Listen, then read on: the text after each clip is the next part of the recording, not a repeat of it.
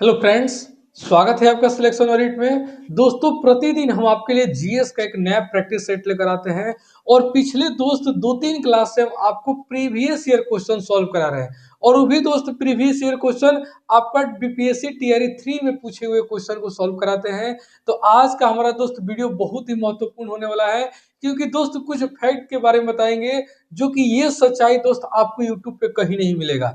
दोस्त क्या है कि अगर मैं बात करूं आज, तो आज हमारा जीएस का प्रैक्टिस सेट नंबर 91 रहने वाला है और यह दोस्त प्रैक्टिस सेट पूरी तरीका से आपका बीपीएससी टीआरई 3 बीपीएससी टीआरई 3 का जो दोस्त री एग्जाम हुआ था उसमें पूछे गए क्वेश्चन को हम लोग सॉल्व करेंगे पीआरटी में। यानी कि पीआरटी का दोस्त बीपीएससी टीआरई 3 का री एग्जाम का जो क्वेश्चन पूछा गया था उसको दोस्त सॉल्व करेंगे। और जो इसका मेन एग्जाम हुआ था जिसको 3 क्लास में हम लोग कंप्लीट किए हैं प्रीवियस ईयर पेपर को, और दोस्त आज से आप जो क्वेश्चन सॉल्व कीजिएगा, जो कि टोटल आज के प्रैक्टिस सेट में टोटल 20 क्वेश्चन दोस्त सॉल्व कराएंगे, इस बात को ध्यान रखिएगा। यानी कि आज का जो क्वेश्चन रहेगा दोस्त, पिछले पेपर से देखिएगा कि बिल्कुल आपका एज इट इज, यानी कि एकदम सिमिलर क्वेश्चन है दोस्त। और यही बीपीएससी की खासियत है कि बीपीएससी अपने एग्जाम में दोस्त क्वेश्चन को बहुत ज्यादा रिपीट करता है।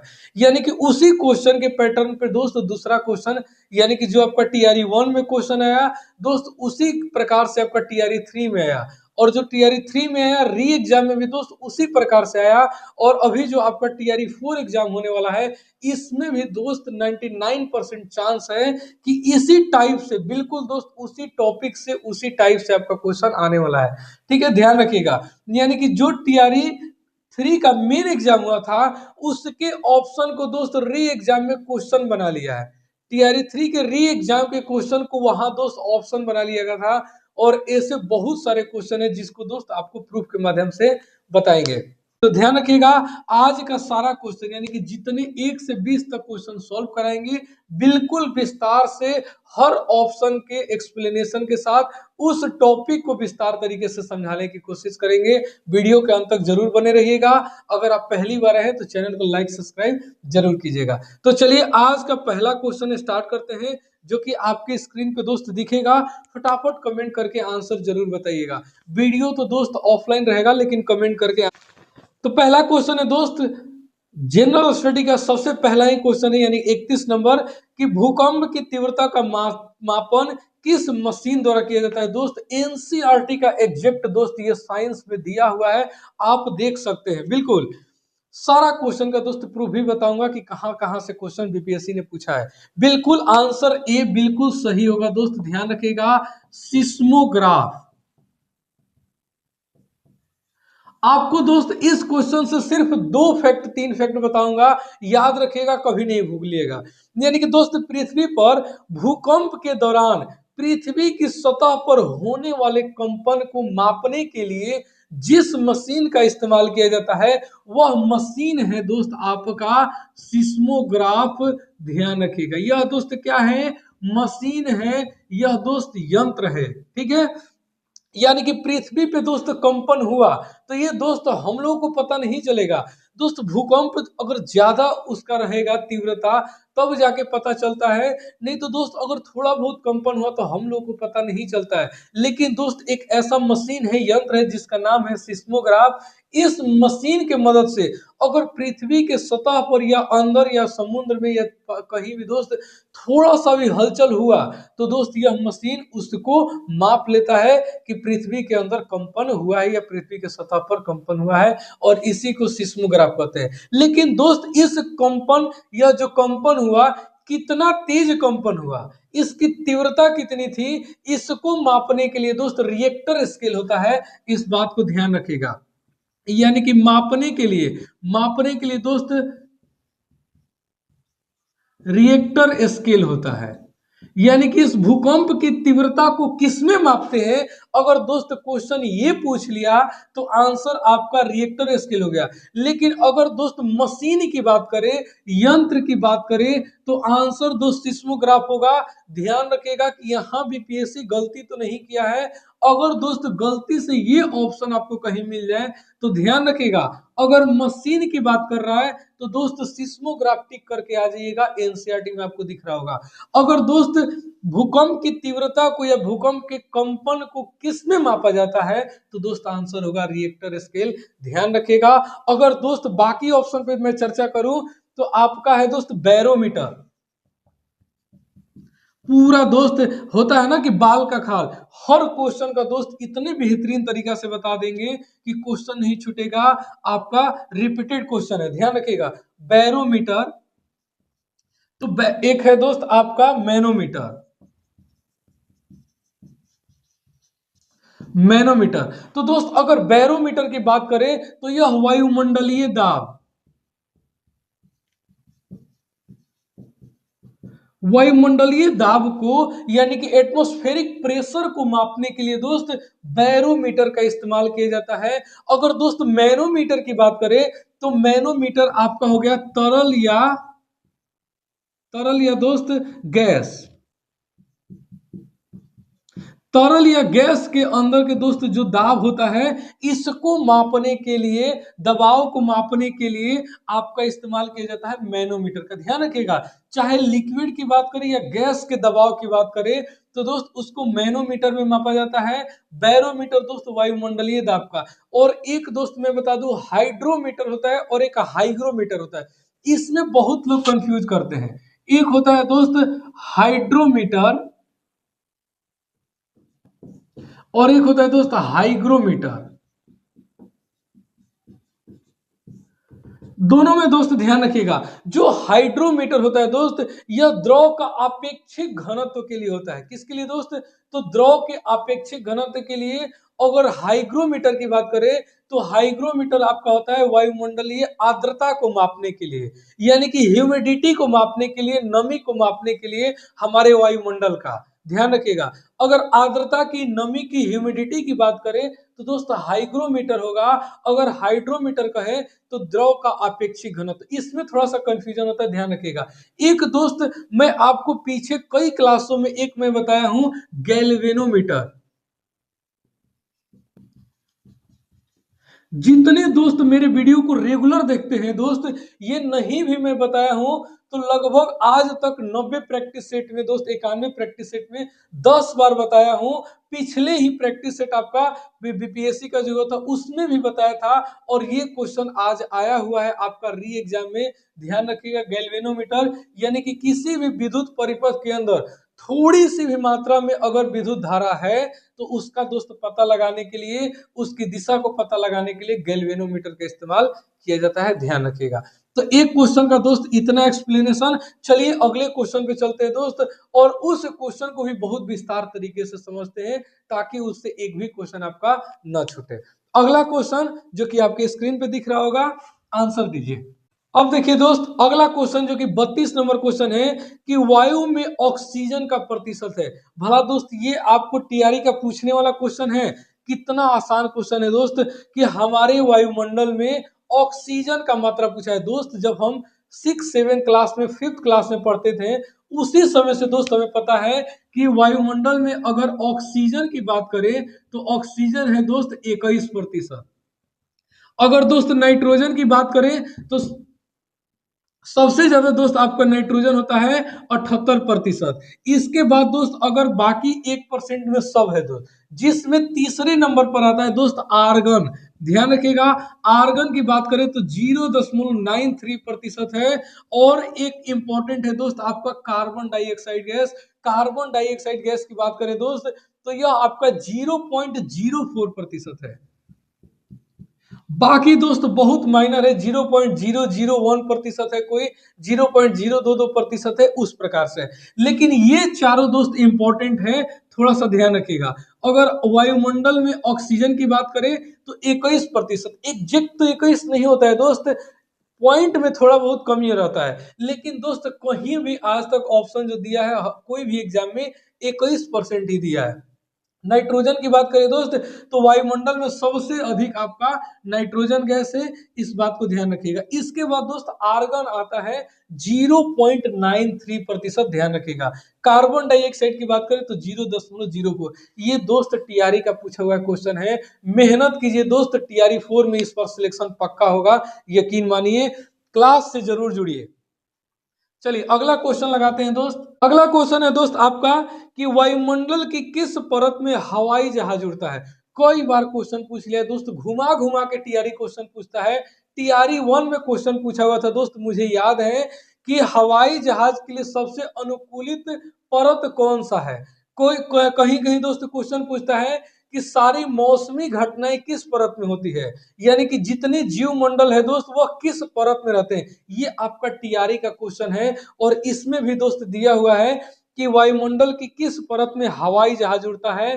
पिछले ही आपका जो टीआरई 3 का मेन पेपर हुआ था उसमें पूछा हुआ था कि ओजोन परत, ओजोन गैस किस परत में होता है। याद कीजिए दोस्त, मैं आपको वहां भी बताया था, लेकिन आज दोस्त बिल्कुल विस्तार से आपको बताएंगे। आंसर तो होगा दोस्त आपका, आंसर तो दोस्त होगा आपका ऑप्शन सी, समताप मंडल। आंसर दोस्त होगा समताप मंडल। अब आइए पृथ्वी के दोस्त वायुमंडल में जितनी परत है गैस के, यानी कि जितना परत है दोस्त, सब पे चर्चा करेंगे आज इस क्वेश्चन के माध्यम से। यानी कि टोटल 5 प्रकार की परत है दोस्त पृथ्वी के ऊपर। अगर देखें, अगर ये हमारा अर्थ हुआ दोस्त, तो इसके ऊपर 5 परत है, ध्यान रखिएगा।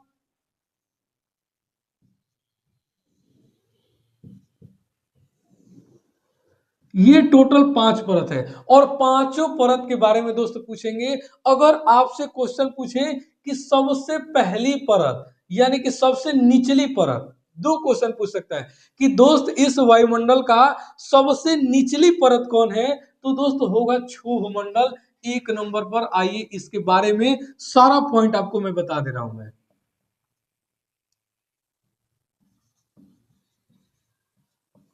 क्षोभ मंडल, तो दोस्तों क्षोभ मंडल के बारे में सिर्फ मैं आपको 3-4 पॉइंट बताऊंगा, याद कीजिएगा, रट जाइएगा इसको। तो दोस्त अगर मैं क्षोभ मंडल की बात करूं, तो इसकी जो दोस्त यानी कि हाइट है, यानी कि इसकी जो दूरी है, यह दोस्त आपका ध्रुव पर तो आपका 8 किलोमीटर तक है, ठीक है। लेकिन दोस्त अगर हम भूमध्य रेखा की बात करें, भूमध्य रेखा की बात करें दोस्त, तो भूमध्य रेखा पर 18 किलोमीटर तक इसका विस्तार है, ध्यान रखेगा। दोनों क्वेश्चन अगर नॉर्मली पूछे थे दोस्त तो 18 किलोमीटर आंसर टिक कर दीजिएगा। लेकिन अगर पूछे कि ध्रुव से कितनी दूरी है, तो दोस्त आप सभी को पता है कि यहाँ ध्रुव रहता है, तो यहाँ से थोड़ी सी कम, यानी कि 8 किलोमीटर ही है। लेकिन भूमध्य रेखा से दोस्त आपका यहाँ से अगर बीच से देखा जाए तो टोटल 18 किलोमीटर होता है इसकी मोटाई, ठीक है। इस परत की मोटाई दोस्त 18 किलोमीटर। दोनों पॉइंट लिख दिया हूं, क्वेश्चन जिस प्रकार से पूछे आंसर दे दीजिएगा। तो वायुमंडल की सबसे निचली परत है, ये तो दोस्त मैं आपको बता दिया। अब एक क्वेश्चन और बता रहा हूं जो कि इंपॉर्टेंट है, कि पृथ्वी की सतह से आप जैसे जैसे दोस्त ऊपर जाइएगा तो इसका तापमान घटता है। लिख दे रहा हूं मैं दोस्त, ऊपर जाने पर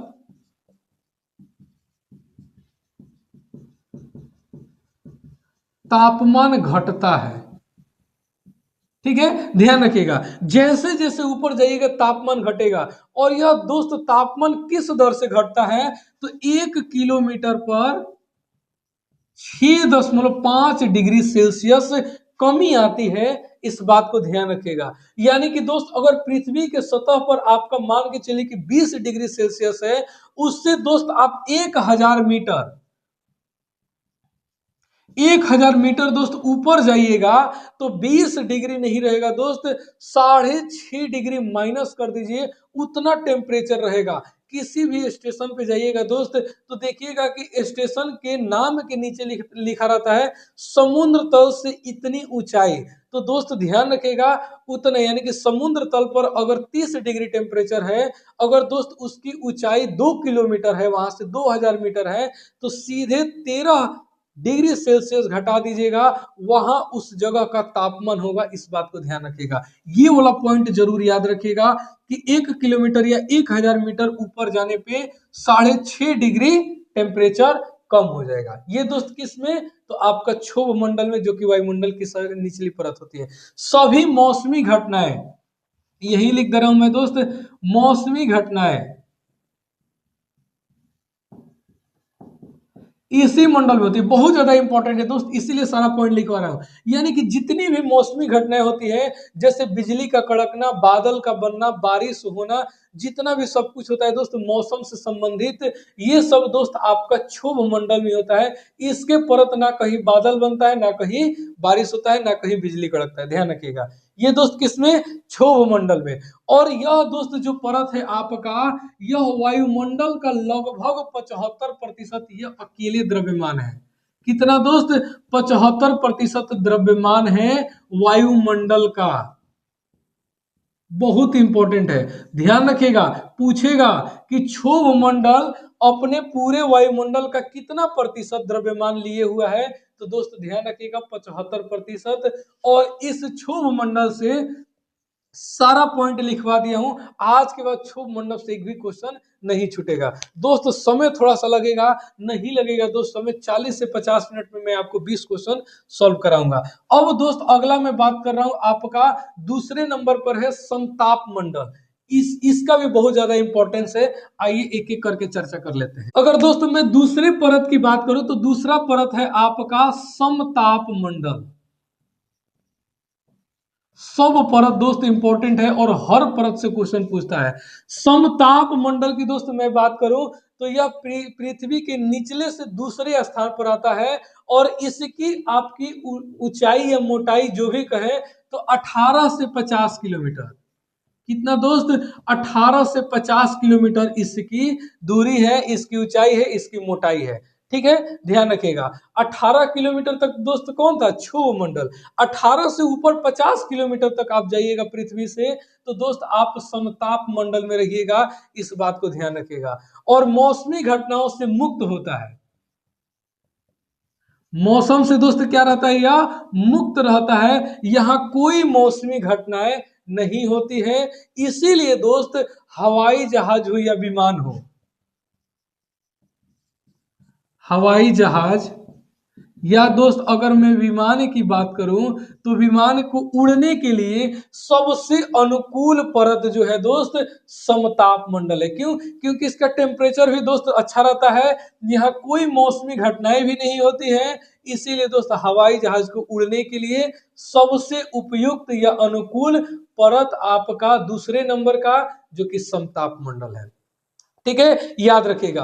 अब सबसे इंपॉर्टेंट, और यही आपका टीआरई 3 में पूछा हुआ क्वेश्चन है, ध्यान रखिएगा कि ओजोन, ओजोन गैस या दोस्त ओजोन परत इसी मंडल में, यानी कि समताप मंडल में ही है, इस बात को ध्यान रखिएगा। बस 4 पॉइंट याद रखिएगा दोस्त। समताप मंडल से आज के बाद आपका एक भी क्वेश्चन नहीं छूटेगा, ये मेरा आपसे वादा है। और यही क्वेश्चन आपसे पूछा हुआ भी था। अब तीसरे परत की दोस्तों चर्चा करते हैं। तो तीसरा परत आपका होता है दोस्त मध्य मंडल। इसके बाद आयन मंडल, उसके बाद बहिर्मंडल होता है। आइए एक बार उसमें भी अब कम पॉइंट रहेगा, ध्यान रखिएगा, जल्दी हो जाएगा। तो दोस्त वीडियो को लाइक एक बार जरूर कीजिएगा, जिन लोगों को क्लास अच्छा लग रहा होगा, बेहतरीन लग रहा होगा। अगला परत है दोस्त आपका 3 नंबर पर आता है दोस्त मध्य मंडल। दोस्त वीडियो पसंद आ रहा होगा तो वीडियो को एक बार लाइक जरूर सभी लोग कीजिएगा। मध्य मंडल की दोस्त बात करूं एक बार फिर से, 0 से 18 किलोमीटर तक क्षोभ मंडल, 18 से 50 किलोमीटर तक आपका समताप मंडल। अब 50 से 85 किलोमीटर कहां तक दोस्त, तो 50 से 85 किलोमीटर तक रहता है आपका मध्य मंडल। और सबसे ठंडी परत, सबसे ठंडी परत की मैं बात करूं, वायुमंडल की सबसे ठंडी परत की बात करूं दोस्त, तो आपका होता है मध्य मंडल। और यहाँ का दोस्त तापमान -90 डिग्री सेल्सियस तक जा सकता है। ध्यान रखिएगा, यहाँ का तापमान दोस्त -90 डिग्री सेल्सियस तक हो सकता है, इस बात को ध्यान रखिएगा। ठीक है, यानी कि उल्का पिंड, उल्का पिंड की दोस्त बात करूं तो जल जाता है, ध्यान रखिएगा, इसी परत में। उल्का पिंड जो दोस्त तारा का टूटना जिसको कहते हैं, इसी परत में आकर दोस्त जलकर राख हो जाता है।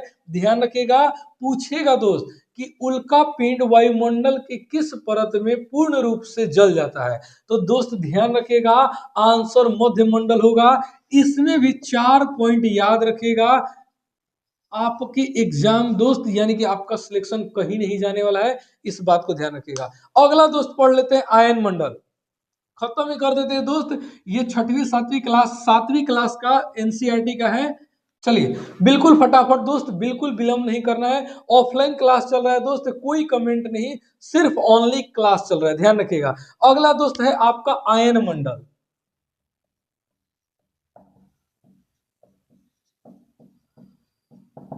अगर दोस्त मैं आयन मंडल की बात करूं तो 85 तक तो हो ही गया दोस्त। अब सबसे बड़ा यानी कि 85 से लेकर 600 किलोमीटर तक मैं बात करूं, इस परत की क्या होती है, मोटाई होती है। और यह दोस्त थर्मोस्फीयर का हिस्सा है। किसका दोस्त, थर्मोस्फीयर का। थर्मोस्फीयर का हिस्सा है। और दोस्त रेडियो तरंगे इसी मंडल से परावर्तित होकर पृथ्वी पर वापस आती है, इस बात को ध्यान रखिएगा। अगर दोस्त अगले पॉइंट की बात करूं तो इस मंडल में ऊंचाई बढ़ने पर तापमान बढ़ता है, ध्यान रखिएगा। वायुमंडल की ऐसी कौन सी परत है जिसमें ऊंचाई बढ़ने पर तापमान भी बढ़ता है, तो क्षोभ मंडल में तो दोस्त उल्टा हुआ था, घट रहा था। लेकिन यहाँ पे दोस्त याद रखिएगा कि ऊंचाई बढ़ने पर यानी कि जैसे जैसे इस परत में आप ऊंचा जाइएगा, ऊपर जाइएगा, तो तापमान बढ़ेगा, ध्यान रखिएगा। यहाँ अरोरा अरोरा की घटना दोस्त यहीं पे होती है। अरोरा की घटना दोस्त इसी परत में होता है, आयन मंडल में। और रेडियो तरंगे दोस्त वापस पृथ्वी पर आती है परावर्तित होकर, इसी मंडल से, ध्यान रखिएगा। अगला दोस्त जो बच गया है 5 नंबर, याद रखिएगा, 5 नंबर में जो दोस्त बच गया है बहिर्मंडल।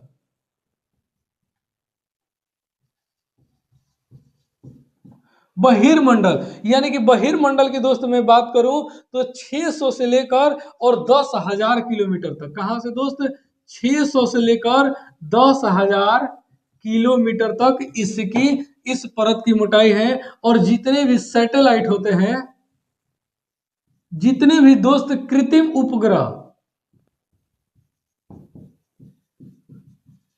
जितने भी कृत्रिम उपग्रह रहते हैं दोस्त, इसी 5वें परत में रहते हैं, इस बात को ध्यान रखिएगा, जिसको बहिर्मंडल कहा जाता है। 600 से लेकर 10,000 किलोमीटर तक इस परत की मोटाई है, कृत्रिम उपग्रह इसी में रहते हैं।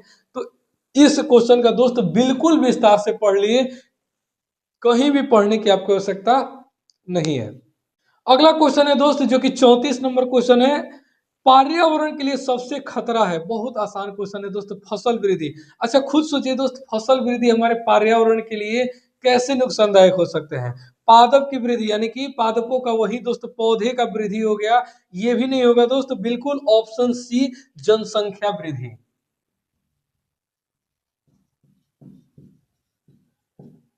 जनसंख्या वृद्धि दोस्त ध्यान रखिएगा, पर्यावरण के लिए सबसे खतरा है दोस्त जनसंख्या वृद्धि। अगर दोस्त यह इस जनसंख्या पर ब्रेक न लगे तो आने वाले समय में दोस्त बहुत जब बड़ा पर्यावरण को नुकसान होगा, इस बात को ध्यान रखिएगा। दोस्त होता क्या है कि जनसंख्या बढ़ने से संसाधनों की मांग बढ़ती है। जैसे दोस्त आप खुद सोचिए कि पहले दोस्त हम लोग जब बचपन में छोटा हुआ करते थे, उस समय दोस्त साइकिल, बैलगाड़ी, ये सब साधन था दोस्त। आज देखिए जैसे जैसे जनसंख्या बढ़ रहा है दोस्त, संसाधन भी बहुत ज्यादा बढ़ रहा है। पहले दोस्त हमारे गांव में बिजली नहीं हुआ करता था दोस्त, अब बिजली, एसी, रूम हीटर वगैरह लेके सब कुछ है दोस्त, ध्यान रखिएगा।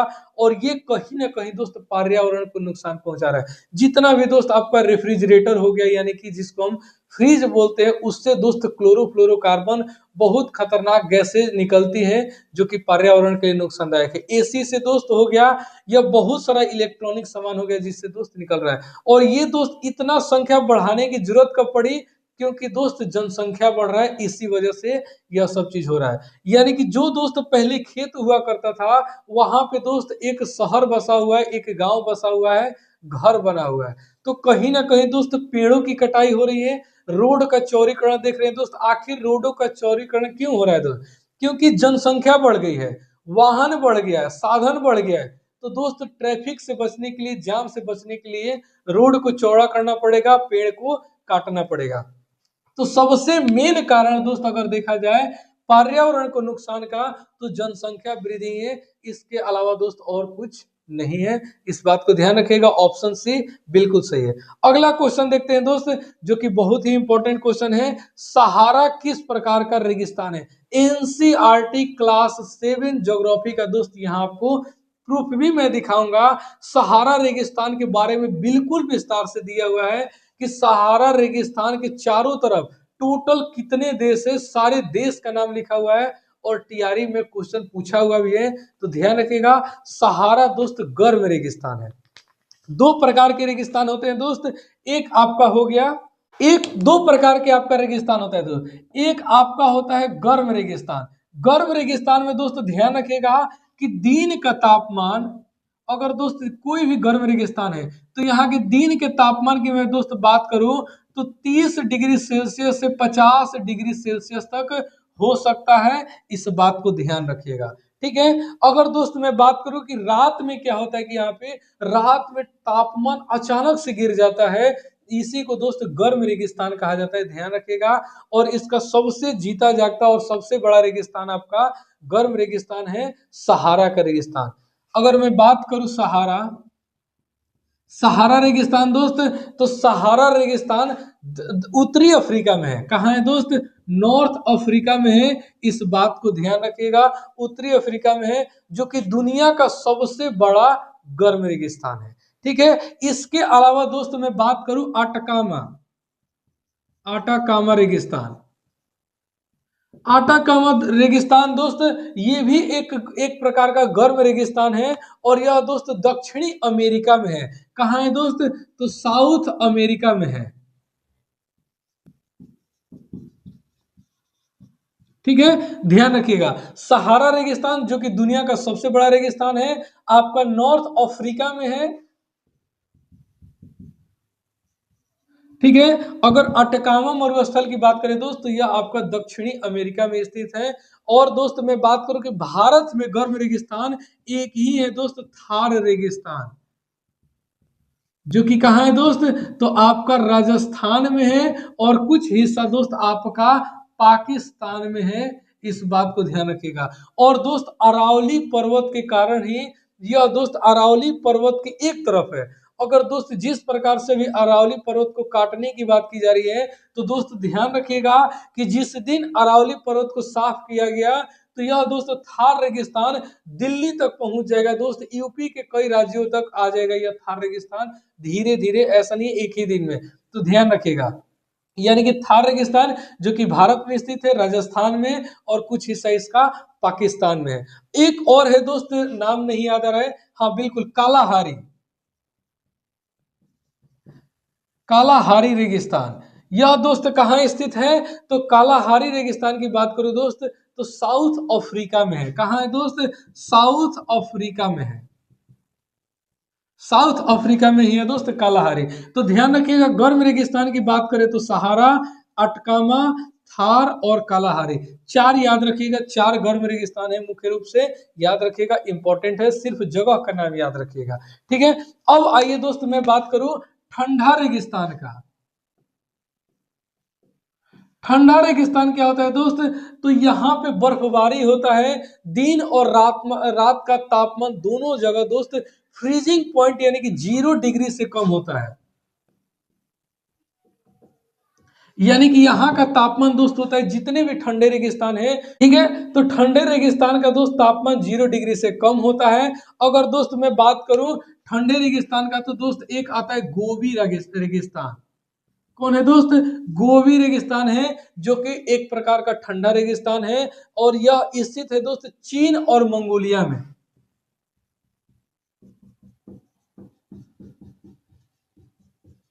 चीन और मंगोलिया में स्थित है। और दोस्त अगर भारत की बात करूं तो भारत में दोस्त लद्दाख रेगिस्तान है, जो कि आपका क्या है दोस्त, ठंडा रेगिस्तान है, ध्यान रखिएगा।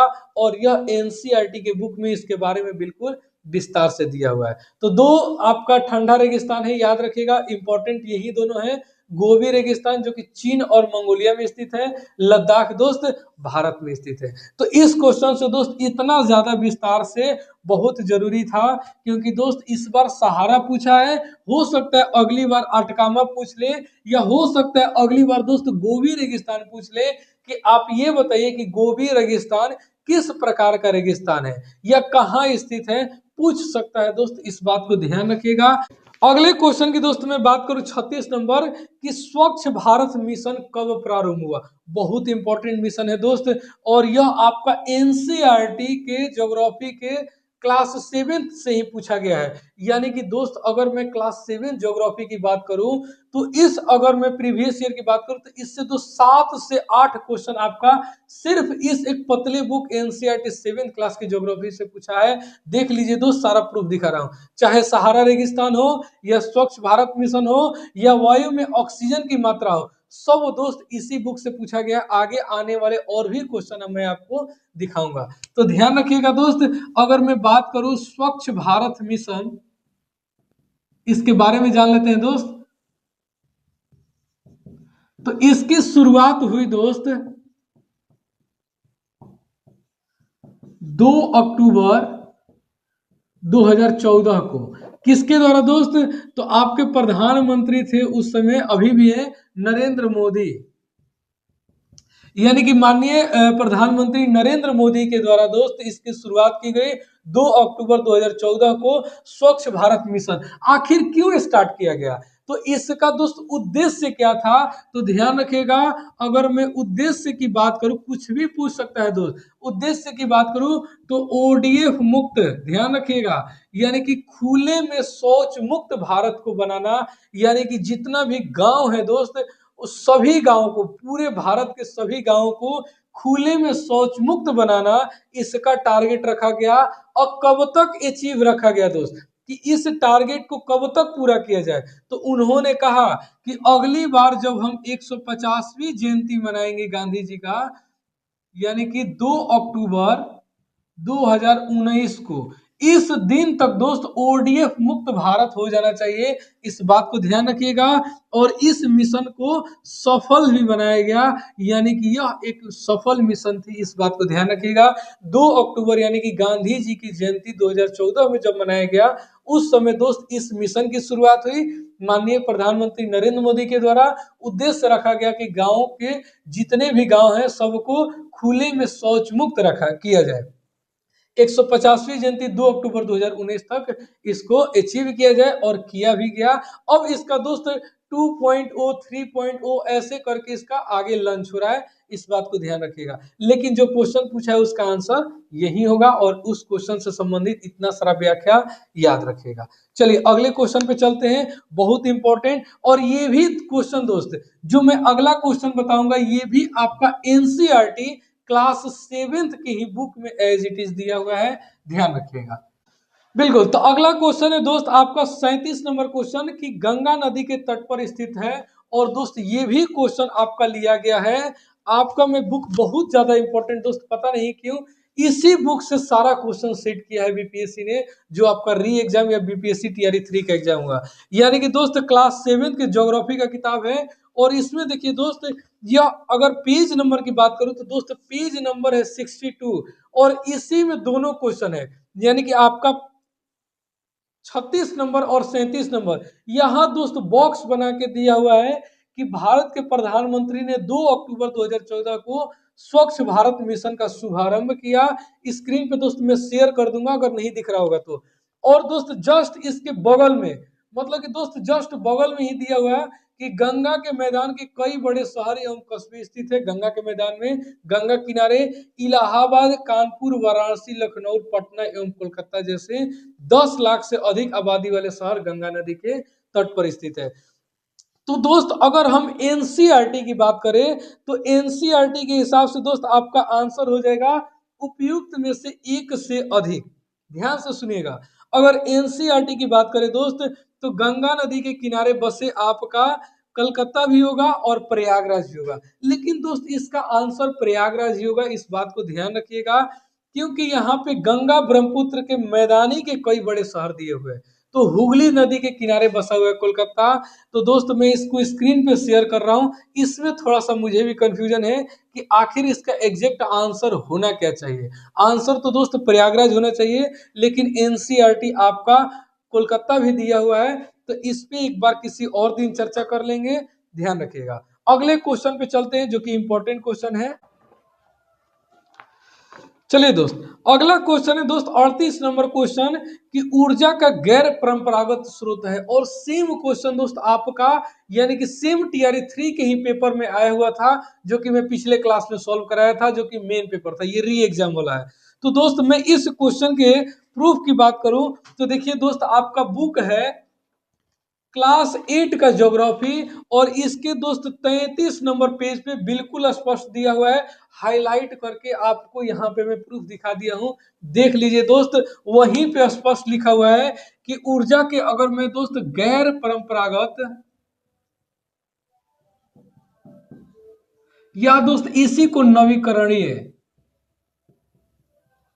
नवीकरणीय ऊर्जा के स्रोत कहा जाता है। दोस्त इसमें क्या क्या एनसीईआरटी में एग्जांपल दिया हुआ दोस्त, ये गैर परंपरागत के या नवीकरणीय ऊर्जा वे ऊर्जा होते हैं जो दोस्त कभी समाप्त होने वाले नहीं है, कभी भी समाप्त नहीं होते हैं दोस्त, ध्यान रखिएगा। जैसे आपका हो गया दोस्त पवन ऊर्जा, पिछले ही क्लास में बिल्कुल विस्तार से दोस्त समझाया था। पवन ऊर्जा हो गया आपका, सौर ऊर्जा हो गया, ठीक है। इसके अलावा दोस्त ज्वारीय ऊर्जा हो गया। ज्वारीय ऊर्जा मतलब कि दोस्त समुद्र में जो ज्वार भट्टा के द्वारा जो ऊर्जा उत्पन्न की जाती है, उसी को दोस्त ज्वारीय ऊर्जा कहा जाता है, ध्यान रखिएगा। अगर दोस्त मैं बात करूं परमाणु ऊर्जा, या दोस्त आपका हो गया भूतापीय ऊर्जा। नाभिकीय ऊर्जा दोस्त होता है आपका यानी कि अनवीकरणीय यानी कि परंपरागत होते हैं। भूतापीय हो गया दोस्त। और एक मैं बात करूं बायोगैस, जिसमें दोस्त मीथेन मुख्य रूप से गैस होती है, बायोगैस यानी कि 50 से 75% अब बायोगैस में आपका मीथेन होती है। तो दोस्त ये आपका ऊर्जा की गैर परंपरागत यानी कि नवीकरणीय है। दोस्त अनवीकरणीय में बात करूं तो आपका आ जाता है कोयला, पेट्रोलियम हो गया, नाभिकीय ऊर्जा हो गया, ये सब दोस्त आपका आता है यानी कि परंपरागत में। इस पे मैं चर्चा किया था, और ये दोस्त आपका 8 क्लास पेज नंबर 33 पे दिया हुआ है, देख सकते हैं। चलिए अगला क्वेश्चन सॉल्व करते हैं। सारा क्वेश्चन दोस्त यही दो बुक से आया हुआ है इस टीआरई 3 के री एग्जाम में। एक तो दोस्त अभी तक मैं जितना क्वेश्चन सॉल्व कराया हूँ 9 क्वेश्चन, उसमें से दोस्त 8 क्वेश्चन आपका इस बुक से है, और एक क्वेश्चन दोस्त ये बुक से। अब अगला क्वेश्चन भी इसी बुक से रहने वाला है, चलिए सॉल्व करते हैं। चलिए अगला क्वेश्चन है दोस्त 39 नंबर क्वेश्चन, कि जनसंख्या घट जाएगी यदि, ऑप्शन ए है दोस्त जन्म दर कम हो मृत्यु दर अधिक हो। तो बिल्कुल दोस्त पहला ही ऑप्शन बिल्कुल सही है कि अगर, और इस क्वेश्चन के प्रूफ की बात करूं दोस्त, तो सेम आपका क्लास 8, ध्यान दीजिएगा दोस्त, क्लास 8 का जो ज्योग्राफी है, इसके दोस्त पेज नंबर 70, ध्यान दीजिएगा, पेज नंबर 70 पर दोस्त ऊपर 3 फिगर दिया हुआ है। तीनों में से जो सबसे आखिरी फिगर है वह दोस्त है कि जनसंख्या में कमी, और उस तराजू पे दिया हुआ है कि अगर जन्म दर इस तराजू पे क्या हो रहा है दोस्त, कम हो रहा है, और मृत्यु दर क्या हो रहा है, अधिक हो रहा है। तो इस कंडीशन में दोस्त जनसंख्या घट जाती है। और तीसरा जो फोटो है बिल्कुल स्पष्ट रूप से दिखाता है, और यही आपके एग्जाम में पूछ लिया है। तो ये दोस्त क्लास 8 के ज्योग्राफी का है। वैसे ही दोस्त हर क्वेश्चन का प्रूफ के माध्यम से आपको सॉल्व कराएंगे, और बिल्कुल विस्तार से आपको सॉल्व कराया जाएगा। प्रतिदिन क्लास को जरूर देखिए, पसंद आए तो दोस्त वीडियो को लाइक और शेयर जरूर कीजिए, सब्सक्राइब कीजिए अगर पहली बार आप जुड़े हैं तो। अगला क्वेश्चन देखते हैं दोस्त। अगला क्वेश्चन है जो कि साइंस का है, क्वेश्चन नंबर 10।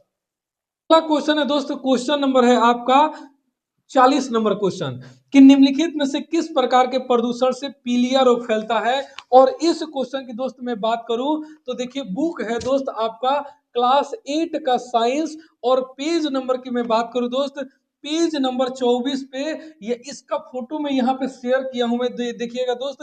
हेपेटाइटिस ए जो वायरस है जल के द्वारा होता है, और हेपेटाइटिस ए की वजह से दोस्त पीलिया रोग होता है, बिल्कुल ध्यान रखिएगा।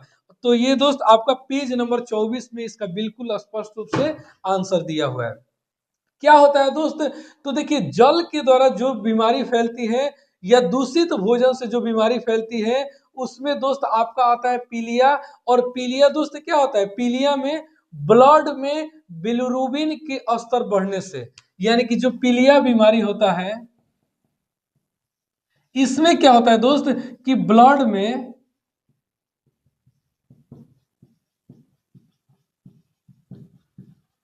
बिलिरुबिन का स्तर बढ़ने से दोस्त आपको पीलिया होता है। और यह मुख्य रूप से यकृत यानी कि लीवर को डैमेज करता है दोस्त, यह आपका पीलिया बीमारी। और यह किस वायरस से, तो दोस्त हेपेटाइटिस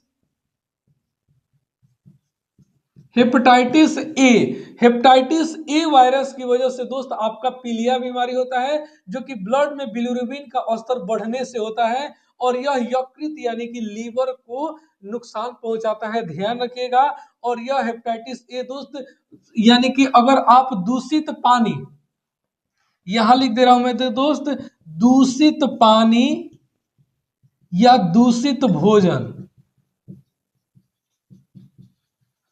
दूषित भोजन करने से दोस्त यह बीमारी होता है पीलिया, जिसमें दोस्त आंखों में देखते होंगे नीचे या हाथ हो दोस्त पीला पड़ने लगता है, जिससे पता चल जाता है कि आपको पीलिया यानी कि जॉन्डिस बीमारी हुआ है, ध्यान रखिएगा। ब्लड में बिलिरुबिन, ये बहुत इंपॉर्टेंट है, ब्लड में बिलिरुबिन का स्तर बढ़ने से कौन सी बीमारी होती है, तो पीलिया बीमारी होती है। और किस वायरस से, तो हेपेटाइटिस ए, और इसका टीका भी लगता है दोस्त, ध्यान रखिएगा, जो कि यकृत को डैमेज करता है। दूषित पानी या दूषित भोजन से यह बीमारी फैलती है। हवा से क्या हो गया दोस्त कि श्वास के द्वारा जो बीमारी फैलती है, जैसे सामान्यतः एलर्जी हो, या दोस्त आपका सर्दी जुकाम हो, या आपका कोरोना वायरस, वह दोस्त जल से या दूषित भोजन से फैलने वाला नहीं बीमारी था, वह दोस्त हवा में फैलने वाली बीमारी था। और तापीय प्रदूषण क्या होता है, तो तापीय प्रदूषण जैसा कि ऑप्शन में दिया हुआ है दोस्त, यह सामान्यतः जलीय जीवों के अंदर होता है। तापीय प्रदूषण के कारण जलीय जीवों को फैलने वाली बीमारी को कहा जाता है, ध्यान रखिएगा। चलिए हर क्वेश्चन का दोस्त प्रूफ के माध्यम से आपको बिल्कुल विस्तार से समझाने का काम करेंगे। सिर्फ आप इस वीडियो के लिंक को शेयर कीजिए और सब्सक्राइब कीजिए अगर आप नहीं किए हैं तो। अगला क्वेश्चन है दोस्त, अगला देखिए दोस्त कितना बेहतरीन क्वेश्चन है। अगला दे दिया है क्वेश्चन दोस्त 43 नंबर कि हेपेटाइटिस ए किस प्रकार की बीमारी है। तो दोस्त अभी ही आपको मैं बताया कि भोजन संदूषण, यानी कि 43 नंबर का। चलिए अगला क्वेश्चन है दोस्त 43 नंबर क्वेश्चन, और बिल्कुल क्वेश्चन सेम रिपीट कर गया है पिछले क्वेश्चन से कि हेपेटाइटिस ए किस प्रकार की बीमारी है। तो दोस्त अभी मैं आपको पीलिया बीमारी के बारे में बताया, और पीलिया किसके द्वारा दोस्त, हेपेटाइटिस ए के द्वारा। और हेपेटाइटिस ए कैसे होता है दोस्त, तो पानी, दूषित पानी और दूषित भोजन, दूषित पानी और दूषित भोजन, दूषित भोजन करने से कौन सी बीमारी दोस्त, हेपेटाइटिस हेपेटाइटिस ए। और हेपेटाइटिस ए से दोस्त कौन सी बीमारी, पीलिया बीमारी। तो याद रखिएगा यही क्वेश्चन पूछा है, आंसर हो जाएगा डी, एक से अधिक। ठीक है, याद रखिएगा 43 का आंसर डी, एक से अधिक, क्योंकि दूषित पानी से भी होता है, दूषित भोजन से भी हेपेटाइटिस ए होता है। तो चलिए अगले क्वेश्चन पे चलते हैं दोस्त, जो कि बहुत बेहतरीन क्वेश्चन है। क्वेश्चन है दोस्त कि निम्नलिखित में से भारत में कौन सा स्थान जैव विविधता हॉटस्पॉट है। बिल्कुल सही आंसर होगा दोस्त ऑप्शन बी पश्चिमी घाट। आइए दोस्त इसके बारे में जान लेते हैं, बहुत इंपॉर्टेंट है दोस्त आपका जैव विविधता हॉटस्पॉट। अगर मैं बात करूं दोस्त जैव विविधता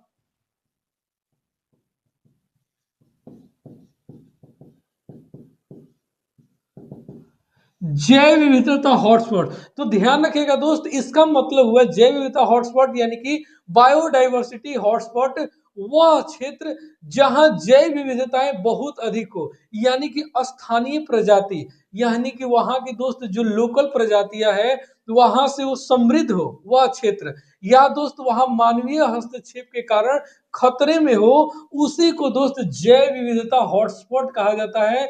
और भारत में दोस्त 4 मान्यता प्राप्त जैव विविधता हॉटस्पॉट है, चारों के बारे में दोस्त मैं आपको बताने वाला हूं। पहले नंबर पर आता है दोस्त आपका पश्चिमी घाट।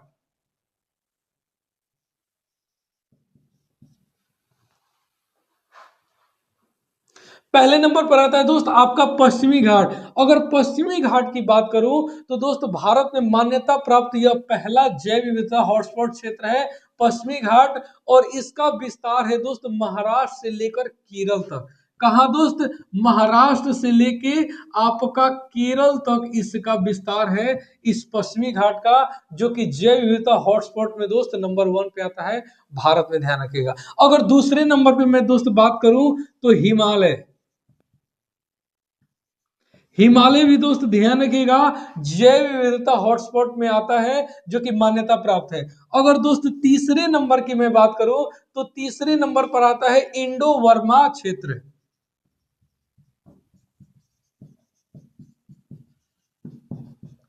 इंडो वर्मा क्षेत्र, और इसके बारे में बता दूं दोस्त नॉर्थ ईस्ट भारत और अंडमान निकोबार तक है इसका विस्तार, ध्यान रखिएगा। यानी कि जो दोस्त नॉर्थ ईस्ट का जितना इलाका है और अंडमान निकोबार तक इसका विस्तार फैला हुआ है, नॉर्थ ईस्ट से लेकर आपका अंडमान निकोबार द्वीप समूह तक इसका विस्तार है। चौथा, भारत में मान्यता प्राप्त में जैव विविधता हॉटस्पॉट की बात करूं तो सुंडालैंड है। कौन सा दोस्त? सुंडालैंड। और यह दोस्त कहा निकोबार द्वीप समूह, कहा दोस्त? तो निकोबार द्वीप समूह इसी में शामिल है, ध्यान रखिएगा।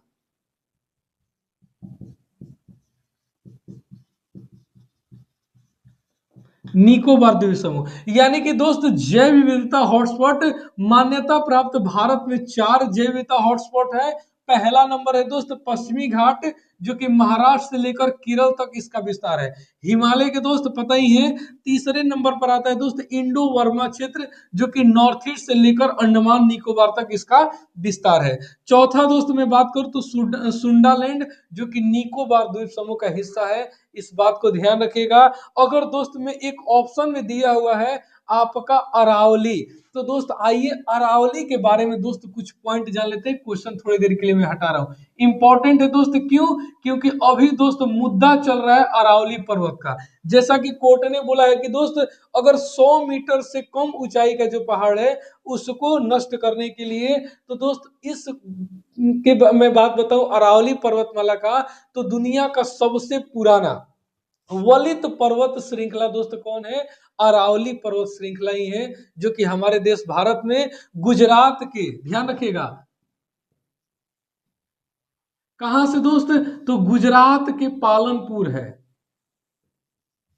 गुजरात के पालनपुर से लेकर दोस्त आपका दिल्ली की रायसीना हिल्स, रायसीना हिल्स कहां दोस्त? तो आपका दिल्ली, न्यू दिल्ली में, यहां तक दोस्त इसका विस्तार है इस अरावली पर्वत का, ध्यान रखिएगा। बिल्कुल पालमपुर होगा, पालमपुर, यानी कि गुजरात के पालमपुर से लेकर रायसीना हिल्स, जिस पर राष्ट्रपति भवन बना हुआ है दोस्त, इसी हिल्स पर पूछता है क्वेश्चन कि राष्ट्रपति भवन आपका किस हिल्स पे बना है, तो ध्यान रखिएगा रायसीना हिल्स, न्यू दिल्ली। यहां तक दोस्त अरावली पर्वत का विस्तार है, यह रायसीना हिल्स अरावली पर्वत का हिस्सा है, ध्यान रखिएगा। अगर दोस्त मैं इस पर्वत की लंबाई की बात करूं तो कुल लंबाई दोस्त 692 किलोमीटर है। कितना है दोस्त? 692 किलोमीटर है। हरियाणा होते हुए गुजरात से आपका दिल्ली तक आता है। यह पर्वत श्रृंखला वलित पर्वत श्रृंखला है। दुनिया की सबसे पुरानी वलित पर्वत श्रृंखला आपका अरावली है। इसको दोस्त भारत का विभाजन कहा जाता है, भारत का महान विभाजन। ठीक है, ध्यान रखिएगा, यानी कि अरावली पर्वत को दोस्त भारत का महान विभाजन कहा जाता है, यानी कि great dividing range of India कहा जाता है। ध्यान रखिएगा, गुजरात से लेकर दिल्ली तक इसका विस्तार है, 692 किलोमीटर है। और यह इसका दोस्त महत्व क्या है, तो महत्व ध्यान रखिएगा दोस्त, थार रेगिस्तान के, थार रेगिस्तान के दोस्त, थार रेगिस्तान के विस्तार को रोकता है। ध्यान रखिएगा, यानी कि अरावली पर्वत की एक साइड है दोस्त थार रेगिस्तान और एक तरफ है दोस्त हरियाली। जैसे ही ये दोस्त पर्वत खत्म हुआ तो सारा रेगिस्तान जो है दोस्त आपका दिल्ली यूपी जितने भी इलाके हैं वहां तक दोस्त आपका थार रेगिस्तान पहुंच जाएगा। इस बात को ध्यान रखिएगा। तो इसलिए दोस्त महत्व है इस अरावली पर्वत का, और इसीलिए आजकल दोस्त यह मुद्दा बना हुआ है और क्वेश्चन इससे आने की संभावना है। इस बात को ध्यान रखिएगा। अगर अरावली पर्वत के सबसे ऊंचे शिखर की बात करूं तो दोस्त कौन सी है, गुरु शिखर है, जो कि माउंट आबू का हिस्सा है। किसका दोस्त, माउंट आबू पे ही दोस्त एक गुरु शिखर पहाड़ी है जो इसकी ऊंचाई 1722 मीटर है। ठीक है, गुरु शिखर जिसकी ऊंचाई कितनी है दोस्त, 1722 मीटर है। इस बात को ध्यान रखिएगा। और माउंट आबू, माउंट आबू पर यह पर्वत स्थित है, जो कि अरावली की सबसे ऊंची पर्वत है। गुरु शिखर माउंट आबू का हिस्सा है, 1722 मीटर है। इससे ज्यादा क्वेश्चन दोस्त एग्जाम के पर्पज से नहीं बनेगा, इस बात को ध्यान रखिएगा। इतना पॉइंट याद रखिएगा, अरावली से संबंधित आपका जो भी क्वेश्चन आएगा नहीं छूटेगा। चलिए अगले क्वेश्चन पे चलते हैं। चलिए अगला क्वेश्चन है दोस्त कि मल के द्वारा प्रदूषित पानी में मछली की मृत्यु होती है। तो बिल्कुल दोस्त इनमें से एक से अधिक आपका डी आंसर बिल्कुल सही है। जितने लोग दोस्त डी आंसर बिल्कुल सही है, ध्यान दीजिएगा। क्लास तो दोस्त ऑफलाइन चल रहा है, लेकिन जिस समय दोस्त आप क्लास देख रहे होंगे कमेंट करके आंसर जरूर बताइएगा कि किस क्वेश्चन का आप आंसर क्या दे रहे हैं। उस कमेंट को दोस्त मैं जरूर देखूंगा। तो अगर दोस्त मैं बताऊं कि मल के द्वारा प्रदूषित पानी में मछलियां की मृत्यु के दो कारण होते हैं, कौन कौन से दोस्त, तो रोग जनकों के द्वारा,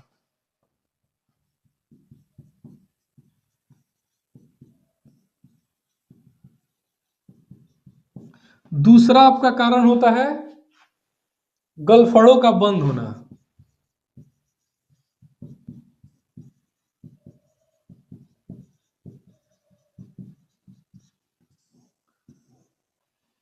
कारण है दोस्त मछलियों को मल के द्वारा मृत्यु होने के पीछे यही दोनों कारण है। रोग जनकों के द्वारा इसका मतलब क्या हुआ दोस्त, कि मल में जितने जीवाणु होते हैं या विषाणु यानी कि वायरस या परजीवी रोग जनक के कारण रोग उत्पन्न करते हैं, और उसी रोग उत्पन्न के कारण दोस्त मछलियों की मृत्यु हो जाती है। अगला मैं दोस्त आपको बात बताऊं कि गलफड़ों का बंद होना, तो ध्यान रखिएगा कि मल विशेष रूप से उच्च सांद्रता में मछली के गलफड़े को बंद कर देता है, जिसके कारण दोस्त मछली की मृत्यु हो जाती है। और यही दोनों कारण हैं मल के द्वारा दूषित जल में आपका मछलियों का मरना। ठीक है, चलिए अगले क्वेश्चन पे चलते हैं। क्वेश्चन है दोस्त कि निम्नलिखित में से वह कौन सा यंत्र है जिसके द्वारा विद्युत परिपथ में बहने वाली धारा की पहचान होती है। ये क्वेश्चन दोस्त आपका पिछले सेम टीआरई 3 के पेपर में आया हुआ था और यहां भी पूछ लिया। क्या होगा दोस्त, गैल्वेनोमीटर। वहां दोस्त ऑप्शन कैसे दिया था, वहां मैच करने के लिए दिया था, एक तरफ गैल्वेनोमीटर मैनोमीटर लिखा हुआ था और इसका क्या कार्य था वो दिया हुआ था। यहाँ दोस्त उस ऑप्शन को ही आपका क्वेश्चन बना लिया है। बिल्कुल आंसर जितने लोग दे रहे हैं ऑप्शन बी गैल्वेनोमीटर। गैल्वेनोमीटर क्या होता है दोस्त, कि किसी भी परिपथ के अंदर जो भी विद्युत धारा है, मतलब कि छोटी से छोटी विद्युत धारा को मापने के लिए किस यंत्र का दोस्त, गैल्वेनोमीटर का इस्तेमाल किया जाता है। इस बात को ध्यान रखिएगा। और इसी प्रैक्टिस सेट में स्टार्टिंग के क्वेश्चन में भी दोस्त मैं इसके बारे में बता दिया हूं। तो चलिए अगले क्वेश्चन पे चलते हैं, जो कि अगर दोस्त ऑप्शन की मैं बात करूं, आमीटर, तो ध्यान रखिएगा कि विद्युत परिपथ में विद्युत धारा के परिणाम को मापने के लिए अमीटर का इस्तेमाल किया जाता है। ध्यान से दोस्त, विद्युत धारा के परिमाण को मापने के लिए किसका इस्तेमाल किया जाता है दोस्त? अमीटर का इस्तेमाल किया जाता है। अगला ऑप्शन है दोस्त जनरेटर। तो जनरेटर क्या करता है दोस्त? यांत्रिक को विद्युत ऊर्जा में क्या करता है? कन्वर्ट करता है। किसमें दोस्त? तो जनरेटर का क्या कार्य है दोस्त? आप लोग ब्याह शादी में देखे होंगे जनरेटर लगा रहता है, तो इस जनरेटर का क्या कार्य है दोस्त? यांत्रिक ऊर्जा को विद्युत ऊर्जा में बदलना, इसी का कार्य है दोस्त जनरेटर। ध्यान रखिएगा, तीनों ऑप्शन के बता दिए। अमीटर विद्युत धारा के परिणाम को मापने के लिए अमीटर का इस्तेमाल किया जाता है। गैल्वेनोमीटर किसी भी परिपथ में विद्युत धारा है कि नहीं है, छोटी से छोटी मात्रा को दोस्त यह यंत्र पहचान लेता है कि उस परिपथ में विद्युत धारा है कि नहीं है, या उसकी दिशा क्या है, इसकी जानकारी दोस्त यह गैल्वेनोमीटर देता है। और बहुत ज्यादा इंपॉर्टेंट यंत्र है, इससे काफी बार क्वेश्चन पूछ लिया गया है, ध्यान रखिएगा। चलिए क्वेश्चन नंबर 15 पे चलते हैं। अगला क्वेश्चन है कि अवतल दर्पण द्वारा बना हुआ प्रतिबिंब, बिल्कुल दोस्त आंसर होगा ऑप्शन डी, एक से अधिक। ध्यान रखिएगा, एक से अधिक आंसर होगा। अगर मैं बात करूं 82 नंबर का, तो 82 नंबर का दोस्त आंसर होगा एक से अधिक। क्यों? क्योंकि अवतल दर्पण द्वारा बना हुआ प्रतिबिंब वस्तु की स्थिति के अनुसार होता है। ठीक है, ध्यान रखिएगा, दो प्रकार से बनता है दोस्त, एक वास्तविक और आभासी। वास्तविक और आभासी दोनों प्रकार की स्थितियां होती है दोस्त। यह डिपेंड करता है कि वस्तु की स्थिति क्या है। अगर मैं बात करूं पहले स्थिति की, कि अगर वस्तु को ध्रुव और फोकस के बीच, ध्यान रखिएगा, ध्रुव और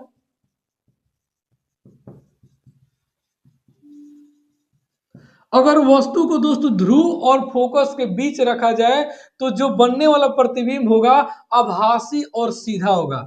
कैसा होगा दोस्त? आभासी और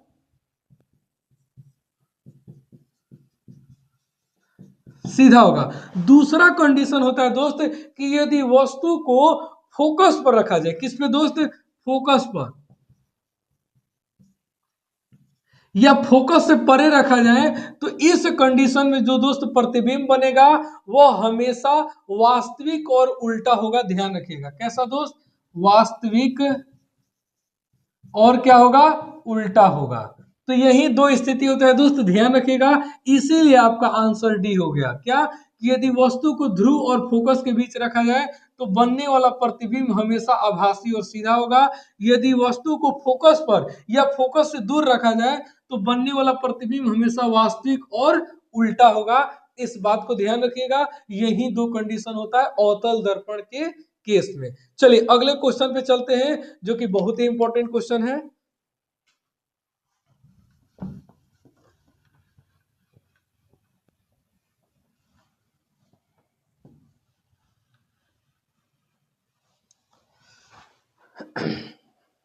इस क्वेश्चन का भी दोस्त मैं प्रूफ दिखा सकता था, ये भी आपका 8 क्लास की ही साइंस में दिया हुआ है। तो दोस्तों हर क्वेश्चन का समय लग जाता है दोस्त, इसीलिए हम इग्नोर करके चलते हैं। आप बस भरोसा रखिए इस चैनल पर, विश्वास रखिए मेरे ऊपर।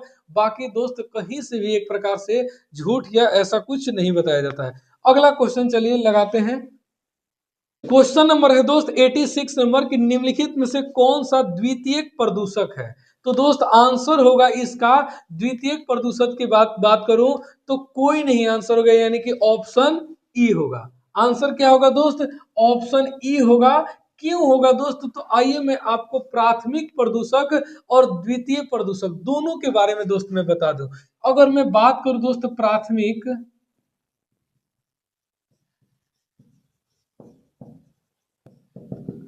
प्राथमिक प्रदूषक, तो दोस्तों ध्यान रखिएगा, प्राथमिक प्रदूषक वे प्रदूषक होते हैं जो सीधे वातावरण से उत्सर्जित होते हैं। ध्यान से सुनिएगा, जो दोस्त सीधे वातावरण से उत्सर्जित होते हैं उसी को दोस्त प्राथमिक प्रदूषक कहा जाता है। अगर इसके एग्जाम्पल की मैं बात करूं, तो आपका एग्जाम्पल हो गया दोस्त कार्बन मोनोऑक्साइड। ध्यान रखिएगा, कार्बन मोनोऑक्साइड हो गया, इसके अलावा दोस्त कार्बन डाइऑक्साइड हो गया, सल्फर डाइऑक्साइड हो गया, एसओ2, ये सब दोस्त सीधे पर्यावरण से उत्सर्जित होते हैं, वातावरण से उत्सर्जित होते हैं, इसीलिए ये प्राथमिक प्रदूषक कहलाते हैं। इसके अलावा दोस्त नाइट्रोजन ऑक्साइड NO2 हो गया, ठीक है। इतना एग्जाम्पल याद रखिएगा प्राथमिक प्रदूषक में। पूछा है दोस्त कई एग्जाम में, ये आपका क्वेश्चन पूछा है दोस्त यूपीएससी में, बात करूं 2018 प्री में पूछा हुआ है, एमटीएस में दोस्त आपका 2019 के अंतर्गत ये क्वेश्चन पूछा गया, सेम क्वेश्चन ध्यान रखिएगा। यूपीएससी प्री एग्जाम में 2018 में पूछा हुआ है, एमटीएस 2019 में ये सेम क्वेश्चन पूछा हुआ है कि द्वितीयक प्रदूषण कौन है, और 3-4 एग्जाम्पल दिया था जिसमें दोस्त स्मॉग यानी कि फॉग की बात कही गई थी, जिसका आंसर सही होगा। तो आइए आगे मैं दोस्त मैं आपको बता दूं कि इसमें एक और याद रखिएगा, लेड या सीसा, ये भी दोस्त आपका प्राथमिक प्रदूषक होते हैं। द्वितीयक प्रदूषक,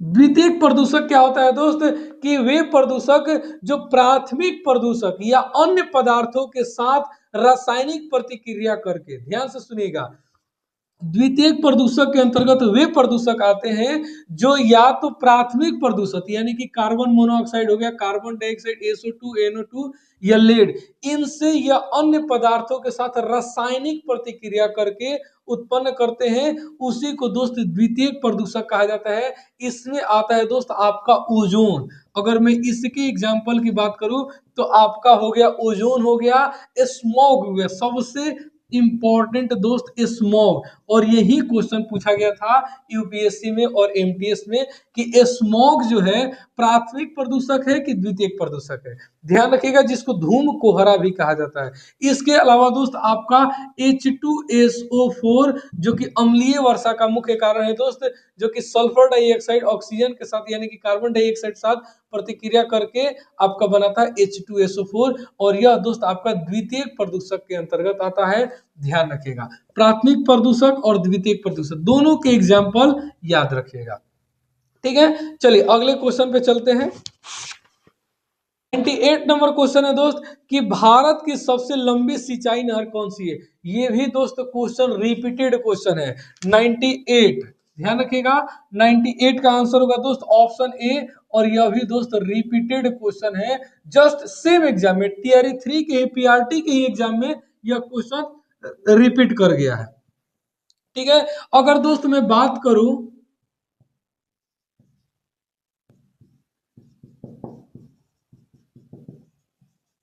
चलिए पिछले प्रैक्टिस सेट में तो दोस्त इसके बारे में काफी विस्तार से बताया हूं, सिर्फ 1-2 पॉइंट बता दे रहा हूं कि इंदिरा गांधी नहर का मैं शुरुआत बोलूं तो पंजाब में ब्यास और सतलज नदी पे दोस्त हरीके बैराज नामक बैराज है, हरीके बैराज, जहां से दोस्त इस नहर की शुरुआत हुई है, ठीक है। इसकी टोटल लंबाई दोस्त 650 किलोमीटर है, याद रखिएगा, जो कि भारत की सबसे बड़ी नदी नहर है, इस बात को ध्यान रखिएगा। और पंजाब में ब्यास और सतलज के संगम पर हरीके बैराज है, और वहीं से यह नदी नहर स्टार्ट होती है। तो ये इस क्वेश्चन के बारे में दोस्त पिछले प्रैक्टिस सेट में बहुत विस्तार से बताया हूं, एक बार जरूर देखिएगा। अगले क्वेश्चन पे चलते हैं। एक ही क्वेश्चन को दोस्त बार बार रिपीट करने से कोई फायदा नहीं है, समय व्यर्थ जाएगा। जब ये क्वेश्चन दोस्त मैं पिछले प्रैक्टिस सेट में अच्छे से करा ही दिया हूं, इसके बारे में सारा कि इसकी स्थापना कब हुई, उस समय प्रधानमंत्री कौन थे, लंबाई कितनी थी, मुख्य सिंचित सिंचित आपका राज्य कौन सा है, सबके बारे में चर्चा किया हुआ है। अगले क्वेश्चन पे चलते हैं। चलिए दोस्त अगला क्वेश्चन है बहुत ही इंपॉर्टेंट और रिपीटेड क्वेश्चन है दोस्त, ध्यान रखिएगा। गेहूं, चावल, चीनी तीनों के बारे में एक ही एग्जाम में पूछ लिया है कि बिहार के किस जिले में गेहूं का उत्पादन सर्वाधिक होता है। ऑप्शन सी बिल्कुल सही आंसर दे रहे हैं दोस्त, रोहतास। रोहतास यानी कि बिहार का रोहतास ऐसा जिला है जहां पे दोस्त मैं बात करूं गेहूं या दोस्त मैं बात करूं चावल, दोनों के यानी कि बिहार के चावल का कटोरा दोस्त रोहतास को ही कहा जाता है। और रोहतास का एक और इंपॉर्टेंस है दोस्त कि सबसे अधिक साक्षरता दर किस जिला का है, ध्यान रखिएगा रोहतास जिला ही नंबर 1 पे आता है। गेहूं के उत्पादन में रोहतास, चावल के उत्पादन में यानी कि धान के उत्पादन में रोहतास ही है, इस बात को ध्यान रखिएगा। और इसका मेन रीजन है दोस्त कि सोन नहर प्रणाली के द्वारा इसको पानी मिलता है इस जिला को, जिसके कारण दोस्त उपजाऊ मिट्टी है, पानी भरपूर मात्रा में मिल गया, तो इसीलिए उत्पादन यहाँ पे सबसे ज्यादा आता है। ठीक है, जिसे बिहार के धान का कटोरा कहा जाता है। अगले क्वेश्चन दोस्त मैं बात करूं, सेम क्वेश्चन है कि बिहार के किस जिले में धान का उत्पादन सर्वाधिक होता है। तो यहां भी आंसर दोस्त आपका होगा ऑप्शन सी, रोहतास। ठीक है, जिसे बिहार के धान का कटोरा कहा जाता है, रोहतास को ही। ठीक है, अगर दोस्त मैं बात करूं कि रोहतास में तो लगभग 10.6 मीट्रिक टन जो होता है आपका गेहूं का उत्पादन किया जाता है, ध्यान रखिएगा। ठीक है, अगला क्वेश्चन है दोस्त बिहार के ही और फसल से ही संबंधित क्वेश्चन है, जो कि 20 नंबर क्वेश्चन है। तो क्वेश्चन है कि बिहार के किस जिले में चीनी का उत्पादन सर्वाधिक होता है। तो यहाँ दोस्त आंसर होगा पश्चिमी चंपारण, यानी कि कितना नंबर ऑप्शन है दोस्त, सी नंबर ऑप्शन है आपका, वेस्ट चंपारण, पश्चिमी चंपारण चीनी के उत्पादन में सबसे सर्वाधिक है। यह दोस्त क्यों ऐसा हुआ, क्योंकि वेस्ट चंपारण में गन्ना का खेती, ठीक है, गन्ना का खेती सबसे ज्यादा पूछेगा दोस्त कि बिहार में गन्ने का उत्पादन सबसे अधिक कहाँ, तो वेस्ट चंपारण में है। और गन्ने की खेती के कारण ही दोस्त यहाँ चीनी का भी उत्पादन सबसे ज्यादा किया जाता है। यहाँ पे दोस्त 3 महत्वपूर्ण चीनी मिल है नरकटियागंज। कौन कौन सा दोस्त, नरकटियागंज है, एक है दोस्त आपका बगहा और हरिनगर।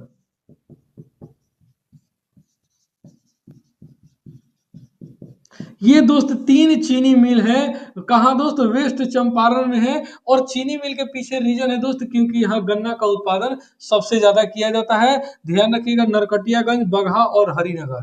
ठीक है, अगर चीनी के उत्पादन की बात करें तो वेस्ट चंपारण।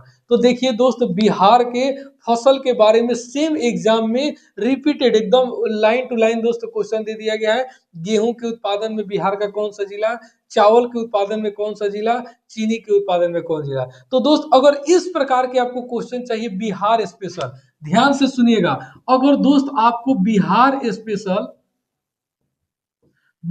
स्पेशल दोस्त क्वेश्चन चाहिए या बिहार स्पेशल दोस्त आपका एक्सप्लेनेशन चाहिए, तो ध्यान रखिएगा कि मैं एक प्लेलिस्ट बनाया हूं जिसमें दोस्त लगभग 30 प्रैक्टिस सेट, कितना दोस्त, 30 प्रैक्टिस सेट है दोस्त सिर्फ बिहार स्पेशल का। लगाइएगा दोस्त एक बार, बिहार का सारा आपका जनरल नॉलेज और करेंट अफेयर, जो भी फसल जनसंख्या जितना भी हो दोस्त, यह 30 प्रैक्टिस सेट में कंप्लीट कराया हूँ, प्लेलिस्ट बना हुआ है, एक बार जरूर देखिएगा। वहां दोस्त इन सभी क्वेश्चन का बहुत विस्तार तरीके से समझाया हूँ, पीपीटी के माध्यम से बताया हूँ, आपको बोर्ड के माध्यम से नहीं, पीपीटी के माध्यम से एक बार जरूर देखिएगा। तो चलिए आज के क्लास में इतना ही, कल मिलते हैं दोस्त एक नए प्रैक्टिस सेट नहीं होगा हमारा, इसी का 20 क्वेश्चन, यानी कि टीआरई 3 के री एग्जाम का दोस्त 20 क्वेश्चन कंप्लीट करा लिए हैं। बाकी के 20 या 30 जो क्वेश्चन होगा कल आपको सॉल्व करा के दोस्त अपलोड कर दिया जाएगा। यानी कि जितने नए लोग इस चैनल से जुड़े होंगे दोस्त, चैनल को सब्सक्राइब जरूर कीजिएगा, वीडियो पसंद आया हुआ तो लाइक कीजिएगा, अपने दोस्तों के साथ जरूर शेयर कीजिएगा। चलिए मिलते हैं दोस्त कल, तब तक के लिए बहुत बहुत धन्यवाद आप लोगों का।